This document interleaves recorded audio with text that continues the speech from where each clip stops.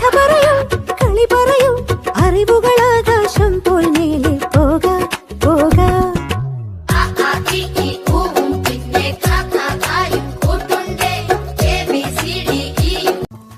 നമസ്കാരം, ഞാൻ ഐഷ നൂറ, 4ാം ക്ലാസ്സിൽ പഠിക്കുന്നു.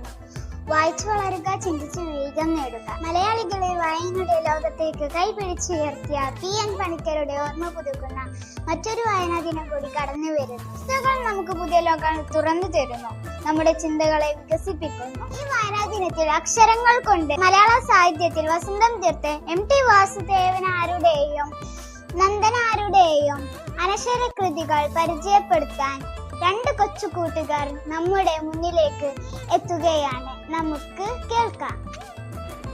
നമസ്കാരം, ഞാൻ ഫാത്തിമ ഹൈസ, 4ാം ക്ലാസ്സിൽ പഠിക്കുന്നു. മലയാള സാഹിത്യത്തിലെ പ്രശസ്ത രചനയാണ് ജ്ഞാനപീഠം ജേതാവായ MT വാസുദേവൻ നായരുടെ 2ാം ഊഴം. ഇതിഹാസ കാവ്യമായ മഹാഭാരതത്തെ ഭീമന്റെ ദൃഷ്ടിയിലൂടെ പുനരാവിഷ്കരിക്കുകയാണ് MT ഈ നോവലിൽ ചെയ്തിരിക്കുന്നത്. പർവ്വതത്തിന്റെ അത്രയും വലിപ്പമുള്ള ഭീമന്റെ മനസ്സിലെ പച്ചയായ മനുഷ്യവികാരങ്ങൾ, ഏകാന്തത, സങ്കടങ്ങൾ എന്നിവയെല്ലാം ഇതിൽ തുറന്നു കാട്ടുന്നു. ഒരു 2ാമന്റെ ഊഴം മാത്രം ലഭിക്കുന്ന ഭീമന്റെ ജീവിതം അർഹിക്കുന്നത് ലഭിക്കാതെ പോകുന്നവന്റെ ആത്മനൊമ്പരമായാണ് MT പറയുന്നത്. മലയാള സാഹിത്യ ചരിത്രത്തിലെ ഏറ്റവും മികച്ച ഒരു സൃഷ്ടിയായി ഇന്നും തിളങ്ങി നിൽക്കുന്നു MTയുടെ 2ാം ഊഴം. നമസ്കാരം, ഞാൻ ഫാത്തിമ നിദ, 4ാം ക്ലാസ്സിൽ പഠിക്കുന്നു. ഗ്രാമീണ ചുറ്റുപാടുള്ള ഒരു ചെറിയ കുടുംബത്തിലെ കൊച്ചു കുട്ടികളുടെ കാഴ്ചപ്പാടിലൂടെ പുതിയൊരു ലോകത്തെ വരച്ചു കാട്ടുന്ന നന്ദനാരുടെ ബാലസാഹിത്യ കൃതിയാണ് ഉണ്ണിക്കുട്ടന്റെ ലോകം.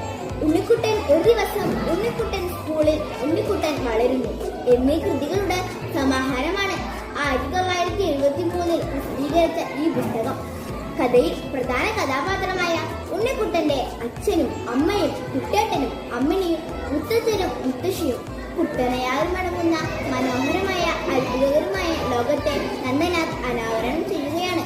കുട്ടിയുടെ കണ്ണിലൂടെ മാനുഷിക വികാരങ്ങളുടെ ആഴത്തിലുള്ള വിശകലനവും പ്രത്യേകതയോടുള്ള ജീവിതത്തിന്റെ സൗന്ദര്യവും രചനയിൽ ആവിഷ്കരിക്കപ്പെടുന്നുണ്ട്.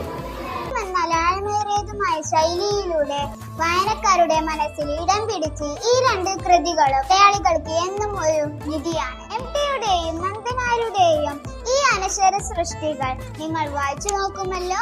നന്ദി, നമസ്കാരം.